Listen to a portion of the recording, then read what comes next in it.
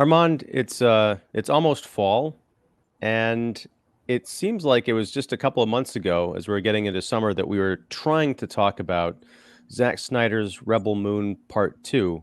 And it was around that time that I think you and a lot of folks had discovered that not only was there a director's cut around the corner, but it was supposed to be a very dramatically different one. And so our discussion kind of took a turn, and we were talking about how the fact that we were going to be watching two movies and then two other movies that were supposed to be different, you didn't like that so much because I think you figured, well, just give us the version that you wanted us to see and don't, play around with this Netflix deal of, releasing kind of fake movies or incomplete ones. Now we've both seen the director's cuts of Rebel Moon Part 1 and 2, which even have different titles now. And you've got a very different reaction, I think, because I read your national review pieces on both, than you had to the original cuts. First of all, how you doing? And second of all, let's talk about your evolution on your feelings on Zack Snyder's Rebel Moon. Well, thanks for asking. I'm doing well, thank God, and doing the best we can. Now that I've seen the director's cuts of Rebel Moon, I'm very disappointed in them. Whatever questions I had about the first two those questions remain unresolved. And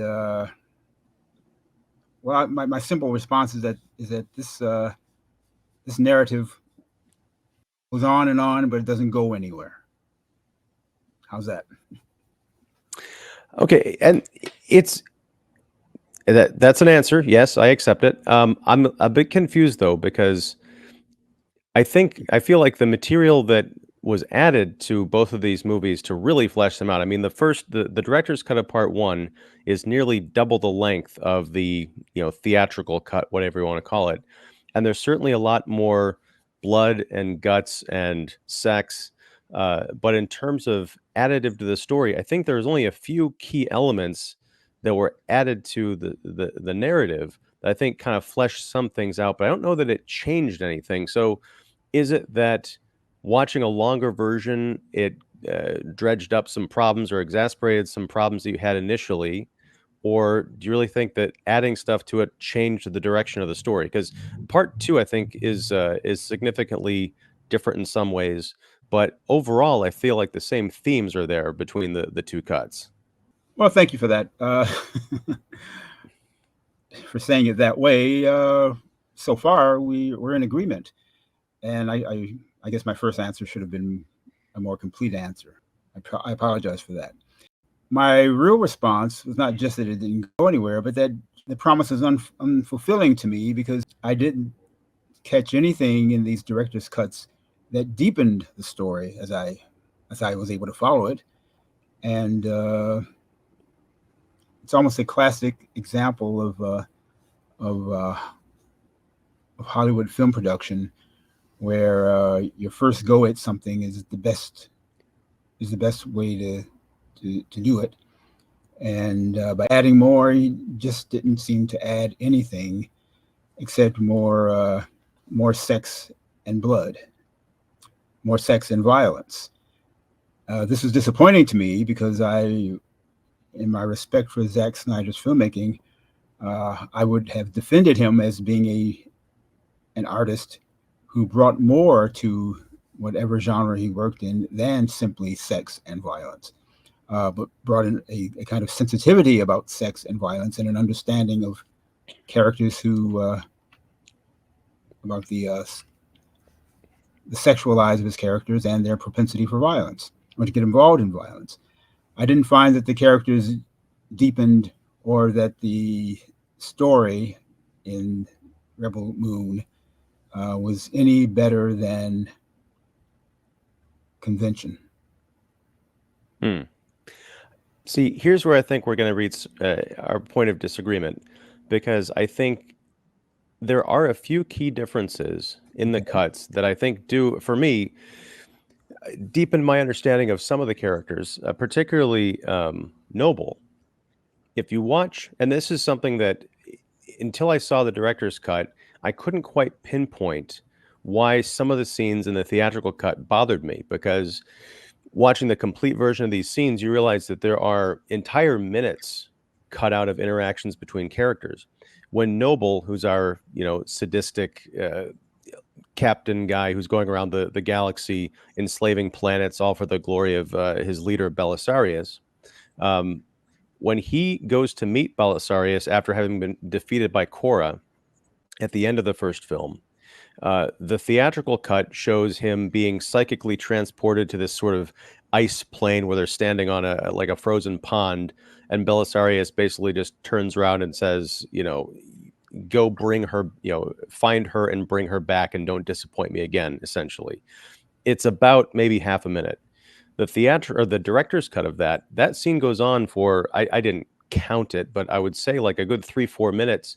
And it's interesting because Noble shows up in front of his leader and talks about how proud he was of what his accomplishments, how he had disappointed Belisarius, but he would get Korra, and he was so close to killing her that when Belisarius turns around and orders him to bring her alive, you can read on Noble's face and his body language that he misread the entire situation. He thought his goal was to kill the Scar Giver, to essentially bring her head as a trophy to the greatness of his own handiwork.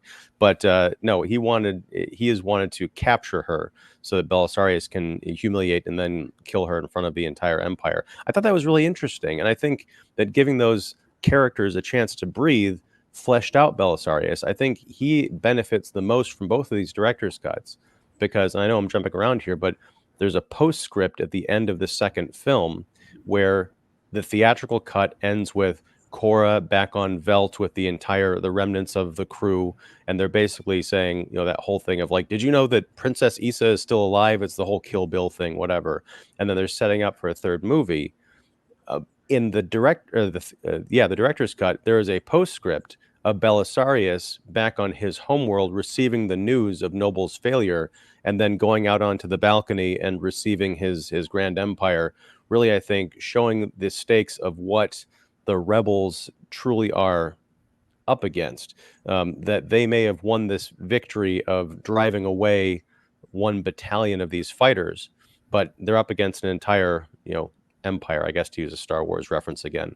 So yeah, and additionally, and I'll stop talking in a second, but uh, there are entire passages of the theatrical cut that are handled in narration, that our robot James is basically talking over these montages of moments. We get to see those moments in the director's cut, and you realize, wait a second, I don't need someone talking over a 5-minute exchange in a flashback between Korra and the king who was deposed and murdered.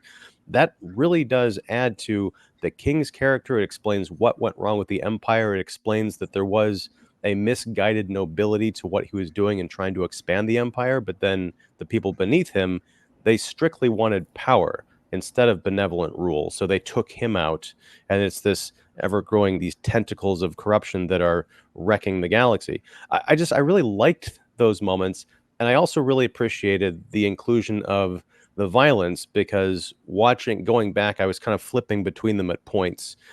There really is something kind of wrong about an all-out war movie that doesn't have any blood to it.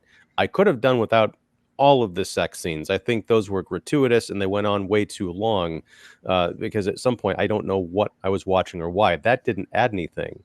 But I feel like there was a deepening of a handful of characters, just enough to make me really, really get into this movie. At the end of the director's cut of part two, I was like, okay, I want to watch a third installment of this. Whereas I think we talked about this last time. At the end of part two of the theatrical version, I'd watched 4 hours of this saga. I'm like, I'm kind of done. I don't know if there's any more material here. I'm convinced that there is now. Okay. We do disagree because I've had it. I've had enough. It's interesting what you say about you felt that you saw more to the personalities of Noble and Belisarius. I did not. I thought they may have jabbered more, but that doesn't make them any deeper than they were the first time around. I thought these are the same characters. I saw nothing in their exchange during the director's cut that was new or that added to what I had already understood about them first time around. It's just perhaps a longer conversation between them, but no real changes in what they said, and for me, no clarification or deeper understanding as to who these characters were, these men were. One's mean, one's meaner. Uh, I saw nothing. I saw nothing new that was added. I kind of I guess I feel about their personalities the same way you feel about the addition of sex. That it's just more of it, but to no effect. I guess the big problem with these director's cuts is that nothing new was added. What we saw was just a kind of redundancy, just longer, just more of it, uh, but not more in a significant sense. Just Okay. more of it. Well, Uh, and I don't want to I don't want to simply be snide about it, but at the end of the two director's cuts, I thought I do I have to give this story more time because the story is it's just like Star Wars. It's just like other kinds of galaxy and empire fighting stories that other people have done. Why is it more? Why won't it end? Please end it now. What's new here? What's new here about power? What's new here about territory? What's new here about emotional need between characters? I saw nothing new. I just saw more of the same. I think there's a lot here that's actually different from Star Wars, and I think that's what one of the other things that clarified this, the longer cuts, um, because I saw a lot of Star Wars in the call it Mhm. hour and 40-minute version of part one, certainly. And I think with the director's cut, because there's more characterization, there's more room to breathe, there are some sequences that are longer. I think you have more distance between the ideas that are, you could argue are taken directly from Star Wars. Um, by the I remember in your one of you because you wrote two national review pieces, one about the director's cut of part one and part two. In one of them, you referred to Cora, the Sophia Botella character, as the Luke Skywalker character. Now, I had thought of her as that way too, watching the theatrical cut of part one and frankly part two. But I realized that no, she's not the Luke Skywalker character in here. That's Gunner. That's the literally the farm boy that she takes on this adventure, throughout the galaxy. And he comes into his own, but he's still a side character to Cora and her destiny. It's almost like Snyder split this archetype into two people who have very different destinies because Gunner doesn't make it through the first, two movies of this saga. If there's going to be any more, I don't know because it's been not very well received. But I want to ask you if the director's cuts had been the only version of this that we had seen, do you feel like your current analysis of it would have been that would have been your reaction? Because I know you were really keen on the initial versions of these that we saw. Hmm. That's a difficult question, and this is part of the problem, or part of the problem that I have with this entire Rebel Moon project. Yeah. Um, I don't know. Uh, the first time around, I'm willing. I was certainly willing to give Zack Snyder all kinds of leeway and benefit of the doubt and interest. Uh, now he's gone at the story. Now he's gone at the story, the same story again, lengthened it, imposing on my time and interest. It's hard. I think it's impossible to say how I would have responded to it now. And this is the mess that he has made, which I think is fair to say. Uh, I can't answer that question. What I see now is the story I'm kind of exhausted by. I don't see that he brought anything new to it, other than a, let's say, more adult version of Star Wars. But okay, essentially the same kind of story, the same conflicts, the same types of characters. Uh, is that all? Is that all you got, Zach? Well, in defense of Zack Snyder, and I understand where you're coming from, because after watching these director's cuts, it is even more clear to me, or clearer to me, that, because I guess the story goes that these were originally, this whole Rebel Moon thing was a Star Wars pitch that he had made that I guess was rejected by Lucasfilm or Kennedy or somebody, and so he decided to just take this and turn it into his own IP. And you can see that because we've been talking about how the movie itself makes kind of Star Wars callbacks. But now, watching this, I can see how this would have fit well into the Star Wars universe as sort of a hard R look at those stories in a way that we haven't quite seen before. Because those movies are all PG-13. They're kind of like sanitized. There's more like these fantastical serialized elements to it. But what I liked about Rebel Moon was it was really an exploration of conquest and darkness, and getting a sense that the galaxy is full of different planets with very different kind of cultures. And our rebel band of like 7 archetypes from these different worlds, they all come from different cultures and different experiences. They all have different experiences of how their people were conquered and how they reacted to that, whether they ran, whether they joined up with, different kinds of resistances that then eventually poured into the one that we see at the end of this film, whether they tried to resist from within the system, as we see with our general, played by Jaimin Hansu, and finding out what that can cost him. And he ends up a drunk outside of an arena before he's scraped off the ground by the people that need him to be the man that he once was.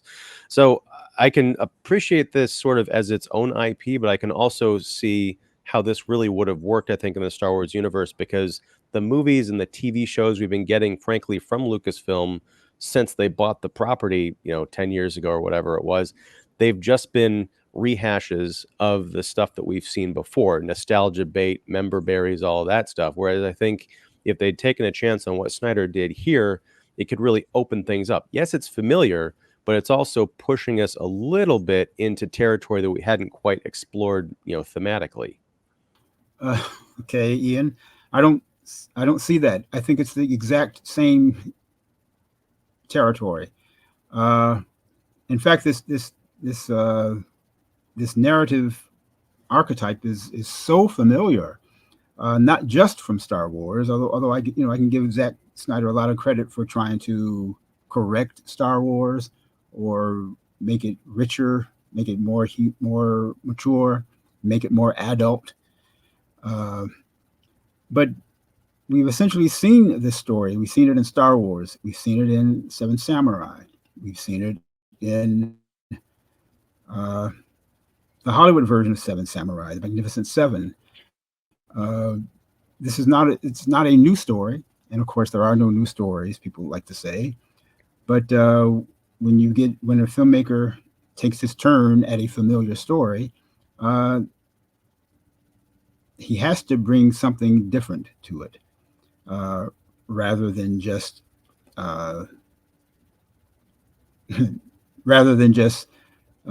more sex, more nudity, and more violence, more stylized violence. I don't see that the basic story of territories and planets and power struggles that is done any better in the director's cut than it was in the first cut, and I think it's I think what we've got. I fear that what we have with Rebel Moon is an example of creative license that's run amok. God, all power to him for fighting the bad guys at Warner Brothers, and trying to preserve his own vision and his own ideas. But you did that now. You did it a second time, and then make it essentially the same. I heard what you said about you felt that that conversation between Noble and Belisarius was more fleshed out for you. It was not for me. And so I would just have to say again that I think it's still there was more of it in terms of dialogue and running time, but it's essentially the same. Is that, I ask again, is that all Zack Snyder had to add there? And yeah, the big question is now, what's what has become of narrative in the 21st century?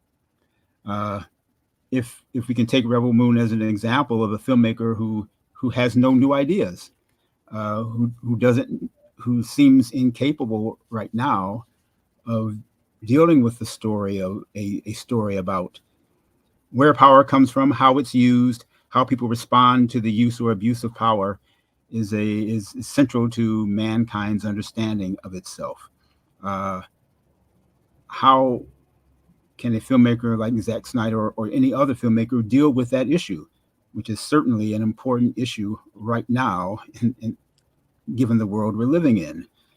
Uh, as I think about Rebel Moon, I think Zack Snyder doesn't know what to do about it, except rely on old storytelling archetypes and just simply make them busier, sexier, bloodier. Uh, but no real understanding of the complexities about power struggle that we are facing in today. And so he goes back to this comic book world and plays around in the comic book world, but is not deepening our understanding of human behavior uh, or politics. That's my concern.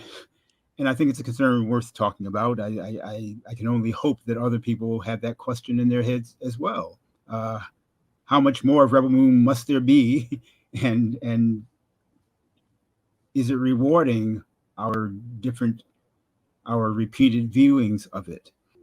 More precisely, I can talk about the problems with Rebel Moon, the director's cuts, and why I think it fails by being a little more specific about my reaction to it, and Okay. starting with that opening sequence of the patricide where Eris kills his father. This, of course, is a classic is a classic narrative trope. Uh, what does it mean to us here? What does it mean to us in Rebel Moon? And how could Zack Snyder have made it meaningful rather than simply gory and violent?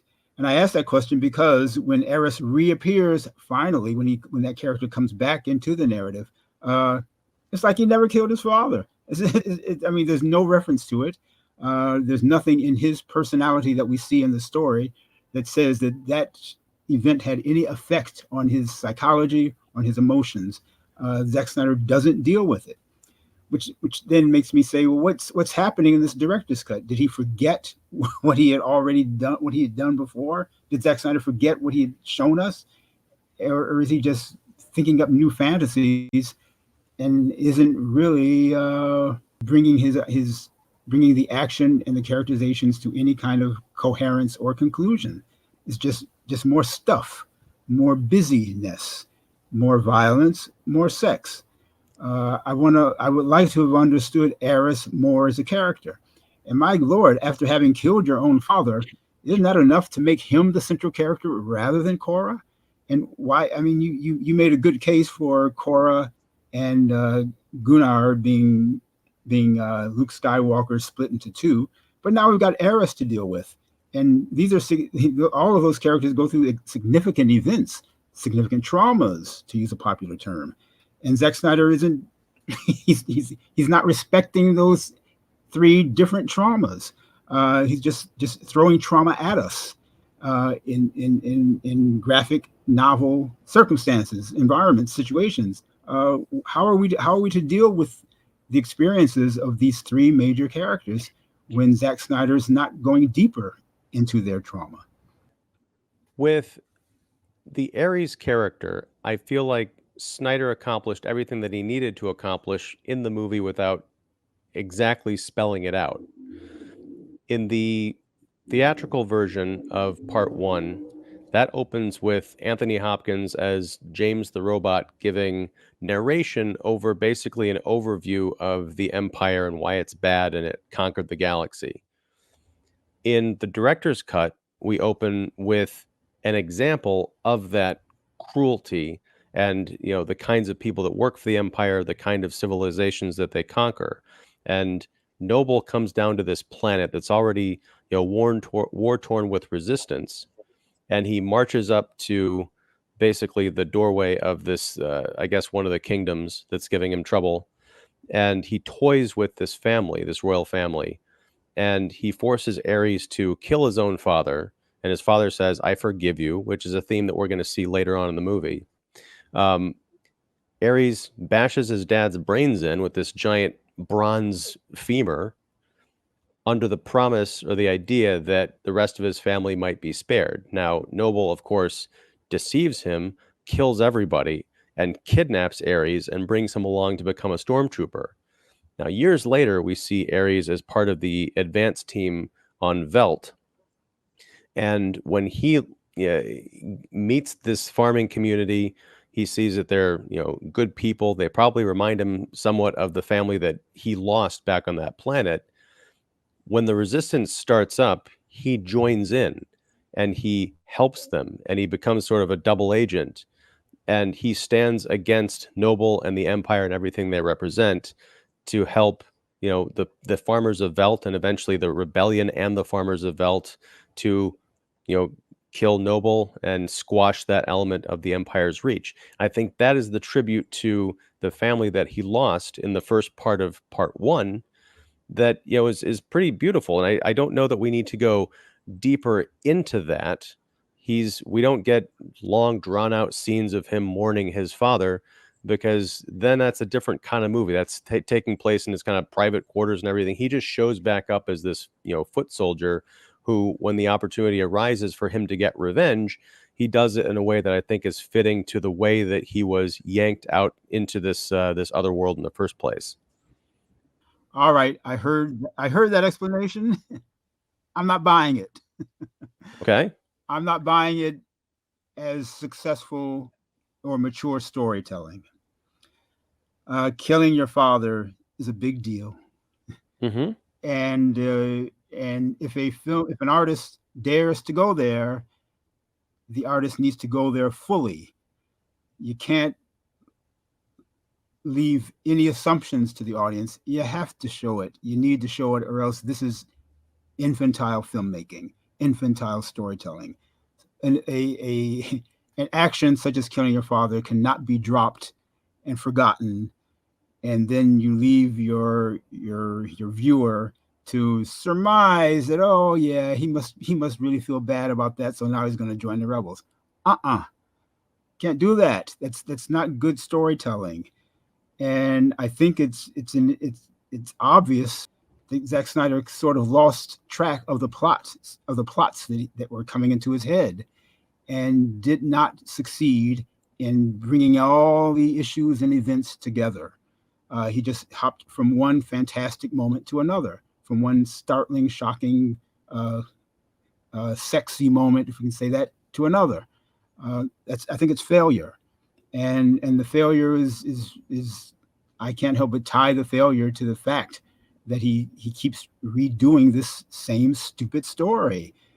One of the things about attending to popular culture, about attending to art, is that we bring with us what we've learned from previous art experiences. And I don't want to get off track here, but when Eugene O'Neill did his version of Greek mythology in Morning Becomes Electra, you better believe his characters rehash primal events over and over again. And that's what's great about Eugene O'Neill. That's what's great about Morning Becomes Electra, because these traumas stay with human beings. They stay with human experience, and an artist will dig into it and deal with it as long as it hurts. And Zack Snyder hasn't done that in Rebel Moon. Zack Snyder just goes from one sexy, fantastic killing to another over and over again. This may pass muster with kids, but Zack Snyder's not a kid. And Zack Snyder should respect kids the same way any artist does, and make help kids to grow up and help them to deal with things that are difficult. Instead, he splits his protagonist into three. To use your suggestion, we've got Ares, we've got Gunnar, we've got Korra, and none of the pain that these characters feel is ever truly dealt with, ever resolved. It's just more and more fighting, more and more childishness, or juvenilia, I would say. Um, this is not what's beautiful about Man of Steel or Batman versus Superman: Dawn of Justice. In those movies, Zack Snyder is dealing with characters who are in pain, and we understand that they're acting out of that pain. This is what's beautiful about them. I don't find that beauty in Rebel Moon, and certainly not in the director's cuts. I had assumed the first go round with Rebel Moon, that he was going to get there. He just needed another, another iteration, another version, another sequel to get there. But it seems apparent to me now in the director's cuts, he's not getting there. He's just taking pictures. I was going to say he's just making movies, but I don't want to use that term for the director's cuts. He's just taking pictures and editing action, throwing in a few boobies, and not good enough. Certainly not good enough to show George Lucas how it ought to be done. I think we're in fundamental disagreement here, and I think that I understand where you're coming from, but I also think that you know if you again I agree, killing your father is a big deal, and we've seen these kind of daddy issues played out in cinema before, but I think in choosing to deal with Ares' story the way that Zack Snyder did, he did take the mature route, because how many times have we seen the revenge fantasy played out exactly the way that you're describing? I think the way that you would have appreciated seeing this. He did deal with the death of his father. He did strike a blow at the people who forced him to do it. The ideology of essentially having someone at the helm of your military who's so cruel as to make this a standard practice. He did his best to cripple that organization. Now, would it have been satisfactory to see him chop off There's a Noble's gap. head? There's a I huge don't know. narrative gap between the time there's a huge narrative gap before Ares affects his own resistance. There's a huge gap, and that gap is part of the problem. Uh, I can only explain that by referring you to Ben-Hur. Did you ever see Ben-Hur? No, I've not seen Ben-Hur. Ian. Yeah, I know. Oh, We well, talked. I there's a think we moment talked about that. in We talked about me needing to see Ben-Hur on a previous show. So yeah, we still got to fix that. Okay, well, yeah, it's Ben-Hur's a wonderful movie worth seeing. There's a moment where Ben-Hur, the Charlton Heston character, is taken away from his family, and before he can eventually affect his resistance as Ares does, he suffers. He suffers under the hands of his conquerors. We need that. We need to see it. We need to see what it's like. We kind of get a taste of it in the first Rebel Moon, when Korra shows us how she suffered under the hands of Belisarius, and developed a romance, developed her sexuality, but she didn't suffer much. She just didn't like it. It was kind of a teenage snit that Korra has. Yeah, I'm being cynical now because I don't like it anymore. I don't like the storytelling anymore. But what I see now is that Zack Snyder is failing. He's failing in Rebel Moon. He's failing to make a complete narrative here. You can't leave stuff like that out. Well, but here's the thing, Armand. Again, Mhm. I don't think he's leaving things out. Now, if the story is focused around this ensemble, and we don't get the complete life stories of everybody who's involved in the resistance, we get just enough to understand where they're coming from. Because otherwise, it becomes a soap opera. It becomes, we need an hour to spend with each one of these 7 characters, and you make it into a whole series. And in the end, I think it would just result in what you ultimately think of these director's cuts, which is it's just more business getting us to the place that we knew that we were already going to be.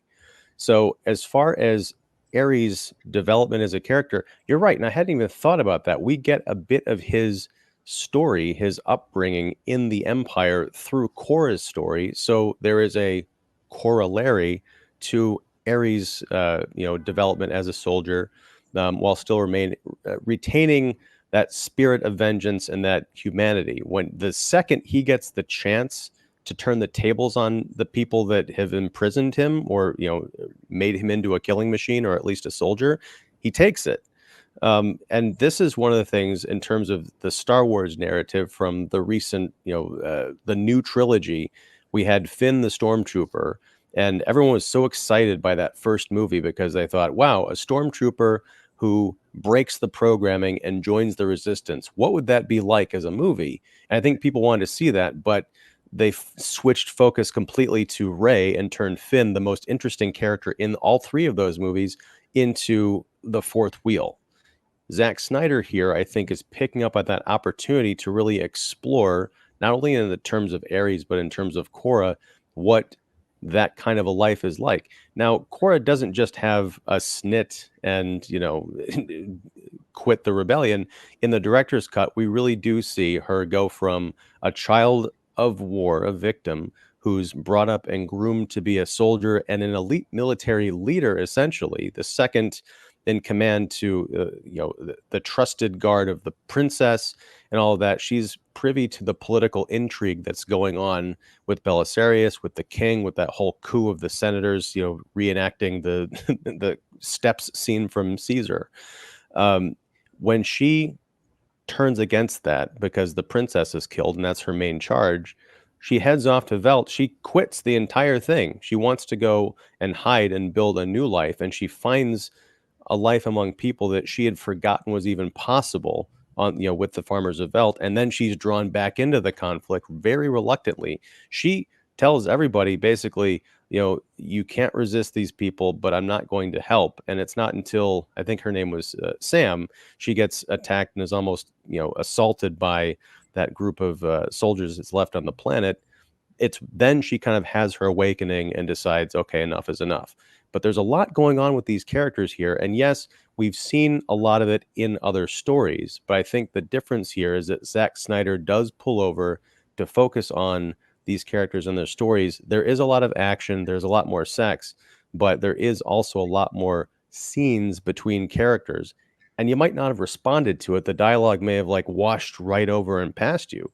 But I definitely responded to it in a way that I think enriched my understanding of where they were coming from in a way that the theatrical cuts didn't, because they're way too choppy with a narrative that really does feel familiar. Okay. But I smiled when you said you can't. Well, we can't show all those things because you would need an hour and it would be like a soap opera. What's an hour to Zack Snyder? He works for Netflix. Netflix has no time limit. Take an hour, take two if you need it to make your character fully understood. You can't just you can't skip over the holes in your narrative this way. I think this leads to a larger problem, as we mentioned before, touched on before. What's going to happen? What's happening to narrative in the 21st century? We do disagree. You can't do that. I can't do that and tell a coherent story.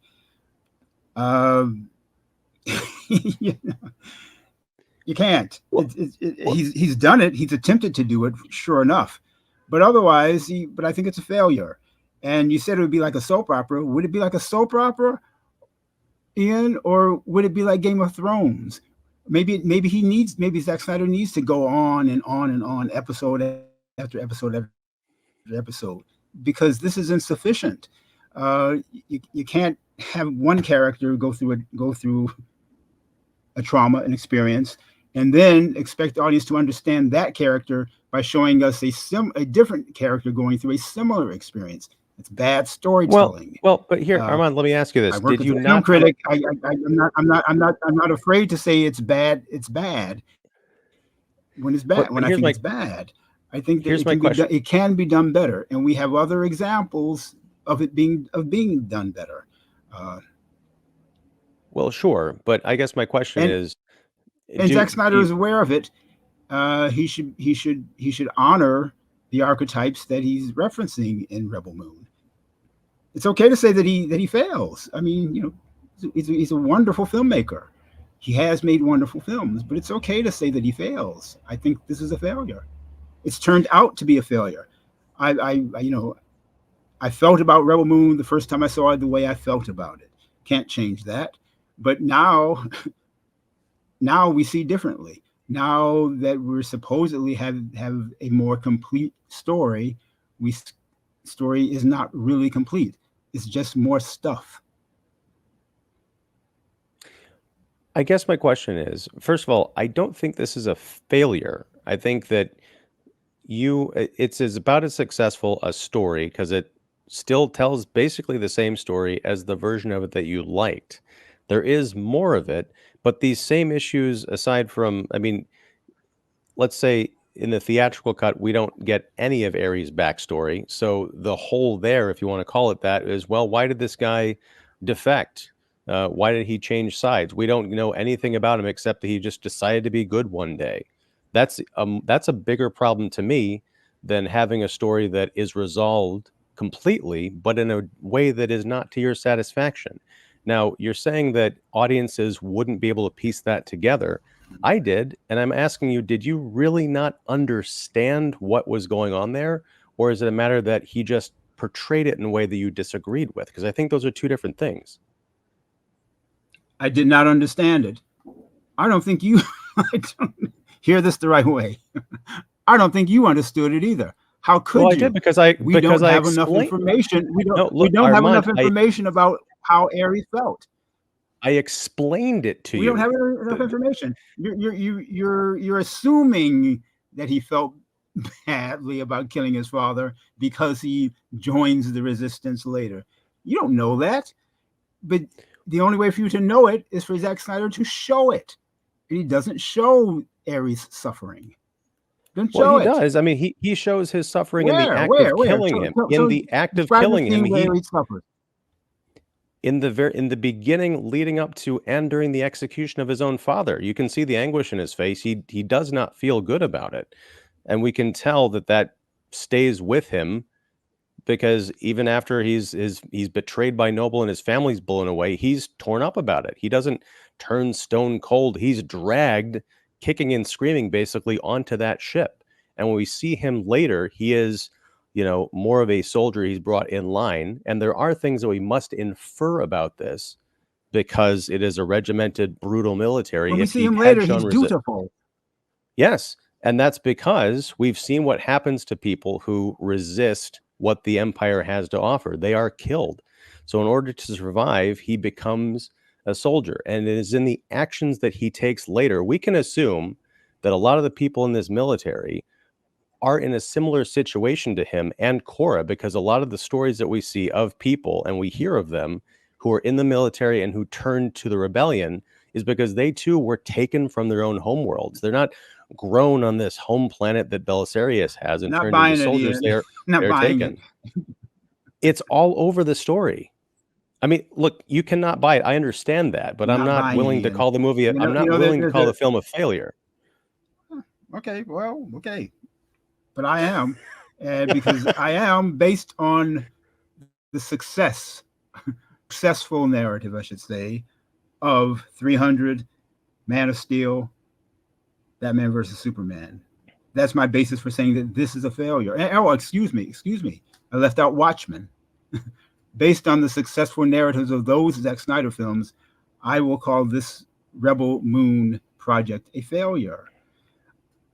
And there's a phrase in life that can be applied to art. Never assume. Don't assume anything about characterization or action in a work of art. It's got to be given to you by the artist. It has to be shown. We need to see Ares suffer. We need to see Ares turn into some kind of automaton, but it's keeping those real true feelings buried. And the killing of the father has to come back into the story at some point. And here we are after 6 hours, it hasn't. That's failure. That's a narrative failure. Well, I mean, now we disagree on the fundamental nature of what art is, because if there was no room for interpretation or no responsibility on the part of the artist to take it in and make of it what Assumption they is not will. interpretation. Assumption is not Yeah, interpretation. it is, You can't because you interpret can something that you interpret don't you see. by You need to see it. interpreting something.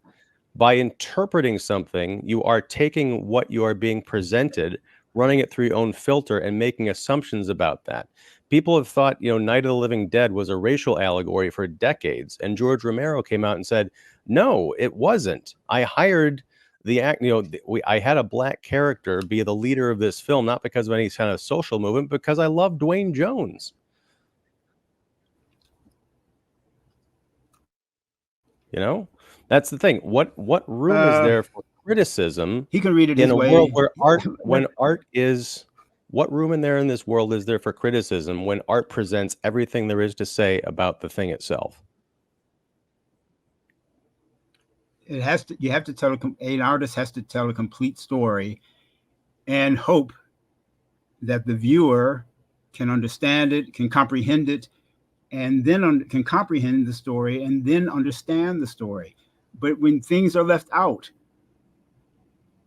all you can do is assume. There is a big difference between interpretation and assumption. We need to see who Eris is as a person. You cannot assume it. Well, and again, Just I'm not. can't. Again, here's the thing. I mean, I you am can not if you assuming it. wanna, but Well, but here, that's not a good response to what you don't have enough to assume. You don't have enough to go on when you make that kind of assumption, and it shouldn't be necessary to make an assumption. The artist has to show us. but here's the thing. I did not. There was nothing lost on me Um, in that story. In this director's cut, more information was given to me about where he came from, that I was more satisfied that I understood him as a character than in the theatrical cut. Now you call it an inference, an assumption, an interpretation, whatever, but different people are going to come to art in different respects. Now, you didn't see the same thing I did. I got everything I needed out of this story, and for that reason, I can't call it a failure. You can, but that doesn't mean that the movie is, stamped a failure and there's no value to it. mhm. I got no problem with that. I can do it. I can do that. Sometimes it's necessary to do it. And as I tried to explain before, I can do it because I can go back to Man of Steel and be satisfied. I can go back to Watchmen and and and experience a satisfying narrative. Rebel Moon is not satisfying to me because of the gaps in it, because of the characterizations that don't really make sense to me. Uh, you know, Different strokes for different folks, but I think it is a failure. But I think it's an interesting failure too, because it shows us a lot about what culture is at this point in human history. Um, Truths are not divulged. We're not told the truths of how people feel or think about anything. Uh, often the truth is hidden from us. Often things are disguised, and when we are tricked and hoaxed too often. This is the nature of 21st century experience, and I'm sorry that I think Rebel Moon falls into that category. Uh, the storytelling needs to be fuller. It needs to be more detailed. The characterizations need to be more detailed. Uh, and one of the reasons is exactly the plot that Zack Snyder has set out for us, a story about conquest and liberty, to use the Michael Jackson term. We need to understand about power, social power, and we need to understand it better. Rebel Moon should have. We need to understand what it means to be a rebel. We need to understand that more. But I think this Rebel Moon project is insufficient to help our understanding. Uh, to sign kind of sound kind of starry-eyed about cinema. This is why we go to art. We want to understand things. We don't just need to be entertained for 6 hours. uh, Show me some understanding. Well, The disappointment that I'm expressing comes out of admiration for Zack Snyder's past work. let me ask you this, because I think this is a question to close on, and I love that we're having this kind of fundamental almost philosophical disagreement about Rebel Moon. We're not going to solve it today, but we might come back to this in the future. And my final question to you is, given that this is left over for a part 3, um, I don't know if there will be one because, as I mentioned, this isn't doing very well critically or, I guess, commercially, however you measure the metrics on Netflix for viewership. But if there were to be a part 3, I assume you're going to watch it because you're a Zack Snyder admirer.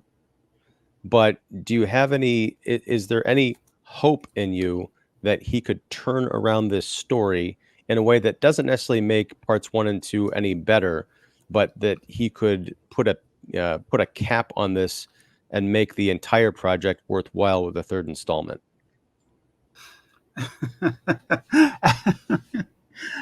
Oh, Ian, after after after 6 hours, or is it 12 hours? Now we're into what's that guy's name? Now we're into Lord of the Rings territory. This junk is going to go on forever and ever. Stop. My advice to Zack Snyder is stop. Go on to an entirely different kind of story. Perhaps, please do the Fountainhead. I think he has exhausted himself in the Rebel Moon Star Wars territory.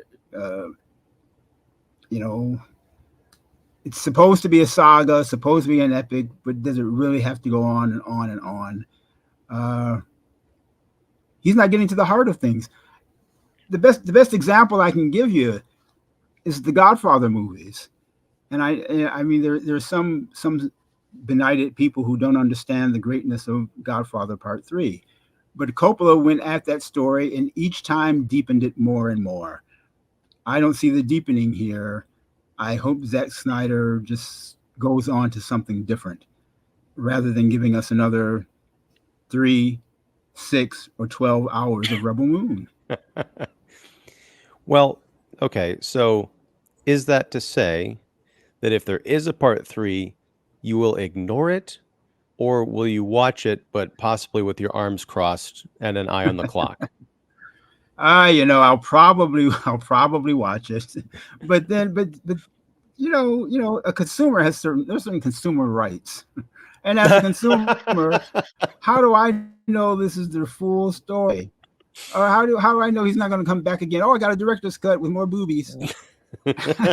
Come on, don't ruin your the goodwill you once had, Zack Snyder. Don't ruin it.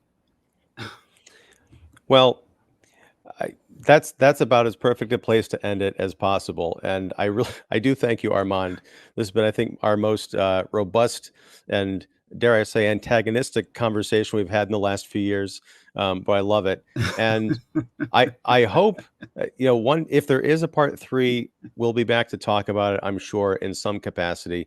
But the next thing I want to talk about, possibly in a couple months, is going back to the book that started it all, Make Spielberg Great Again. Steven Spielberg's breakout film, Sugarland Express. Wasn't that 1974? I think it's an anniversary year, if I'm not mistaken. I would love to. Okay. All right. Well, with that, Armand, thank you very much. Folks out there, be sure and follow Armand White at the National Review. I'm going to have a link to his 2 Rebel Moon director's cut pieces down below.